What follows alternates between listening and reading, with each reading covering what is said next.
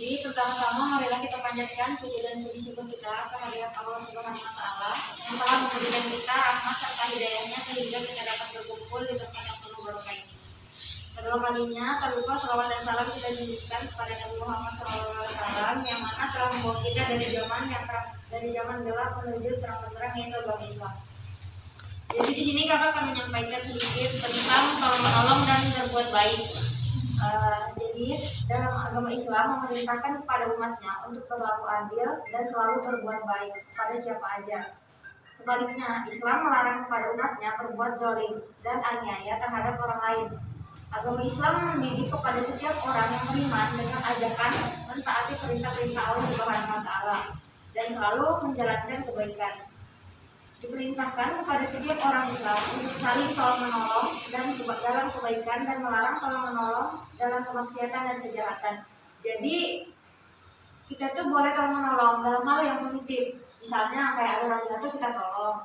Tapi nggak boleh misalnya teman kita nih ada yang mau bohongin orang tuanya, kita kayak bantuin, iya tante kayak gini-gini, itu nggak boleh ya. Nggak boleh, yang positif aja. Jadi dalam Allah Subhanahu wa taala berfirman, dan tolong menolonglah kamu dalam perbuatan kebaikan dan ketakwaan, dan janganlah tolong menolong dalam berbuat dosa dan pelanggaran. Ayat ini menjelaskan kepada kita bahwa Allah memerintahkan kepada hambanya yang beriman agar saling tolong menolong dalam hal positif dan melarang segala bentuk tolong menolong dalam hal negatif seperti permusuhan yang pada akhirnya mendatangkan dosa. Jadi kalau tolong menolongnya dalam keadaan yang gak bagus, yang gak baik, itu dosa jadinya. Jadi kalau misalnya kita bantu teman buat bohong gitu ke orang tuanya, dosa apa? Dapat pahala? Dosa kan? Itu nggak boleh ya. Ibnu Jarir berkata yang dinamakan dosa adalah meninggalkan sesuatu yang dilarang Allah, diperintahkan Allah. Sedangkan arti permusuhan adalah melampaui batas yang telah digariskan oleh Allah dalam agama dan melampaui apa yang telah diwajibkan. Dari Abdurrahman Zaid bin Khalid Al-Junaidi radhiyallahu anhu, ia berkata, sesungguhnya Nabi bersabda, barang siapa yang mempersiapkan sesuatu untuk berperang di jalan Allah, maka sesungguhnya ia telah berperang di jalan Allah. Dan barang siapa yang menjagakan hak milik orang yang sedang berjuang dengan baik, berarti ia telah ikut berjuang. Hadis riwayat Bukhari dan Muslim. Segala sesuatu yang menjadi keperluan dan kepentingan perjuangan di jalan Allah, maka melaksanakannya termasuk dalam perjuangan. Sebagaimana perjuangan membutuhkan ketenangan rumah tangga dan keluarganya.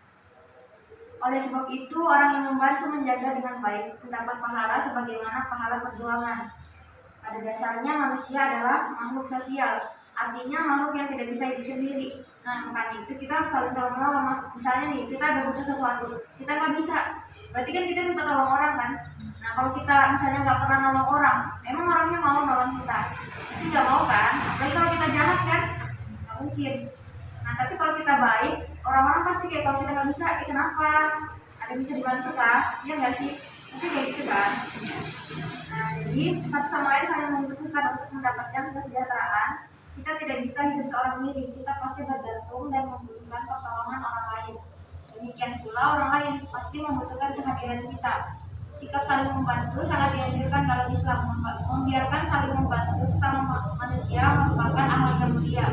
Karena itu maka dalam Islam dikenal sebagai istilah ta'awun atau saling tolong menolong. Dan tolong menolonglah kalian dalam mengerjakan kebaikan dan takwa, dan jangan tolong menolong dalam perbuatan dosa dan pelanggaran, dan bertakwalah kalian kepada Allah, amat berat siksaannya.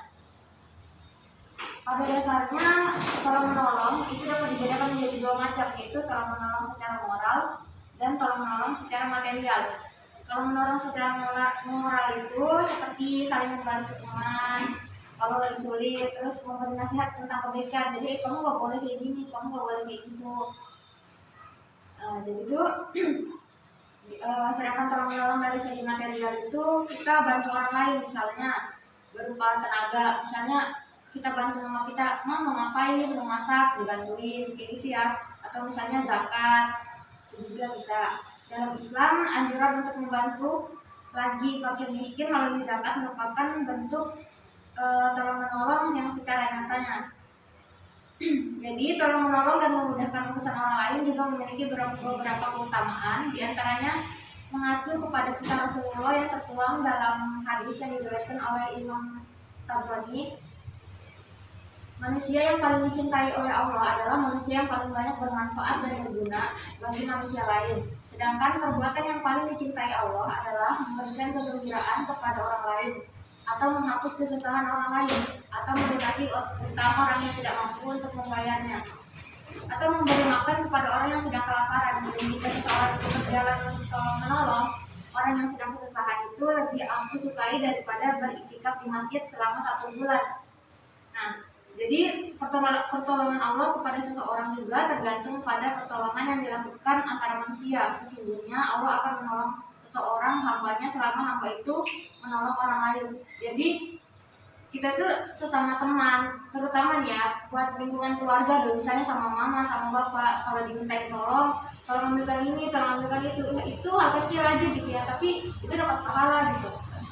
Jadi misalkan sama teman juga, kalau kita jahat, ada nggak sih yang mau berteman sama kita? Pasti nggak ada kan, apalagi suka nakal gitu-gitu. Tapi kalau kita baik, kayak semuanya dekat, kita lagi diam di rumah didatangi di rumah karena dia merasa enak main sama kita ya kan, pasti kayak gitu. Jadi tolong menolong sama berbuat baik ini penting banget ya buat sehari-hari kita itu lakuin, pasti insya Allah kita dapat pahala lah. Jadi sebagai kesimpulannya, kita setiap harinya kapanpun dimanapun, selagi kita sehat bisa berbuat baik, itu sebenarnya itu wajib dilakukan kan, apalagi di bulan Ramadan kayak gini, di bulan suci. Berarti sedangkan di hari-hari biasa kita berbuat baik dapat pahala, apalagi di bulan Ramadan kan. Nah, jadi adik-adik, semoga apa yang mereka sampaikan ini bisa berbuat baik lagi ke depannya, memperbaiki diri sendiri aja gitu, dimana kita memperlakukan orang lain kayak gimana kita mau diperlakukan juga gitu. Kita nggak mau dijahatin orang, berarti kita nggak boleh jahatin orang kan gitu loh. Jadi mungkin itu aja ya ceramah dari kakak yang bisa kakak sampaikan. Lebih dan kurangnya mohon dimaafkan. Wabillahi taufiq wal hidayah. Assalamualaikum warahmatullahi wabarakatuh.